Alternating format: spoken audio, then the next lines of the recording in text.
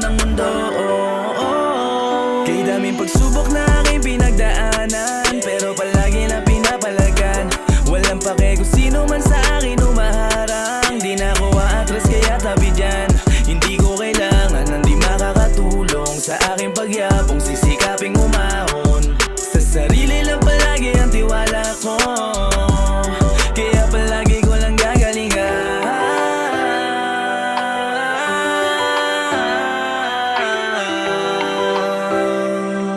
Yeah. So I do it repeatedly, this is for my family. Palagla ng palagi, ilang beses man na magkamali. Kontento na ako kung ano mang meron ngayon, hanggang magbunga ang mga sinakripisyo noon. I'm happy, nagagawa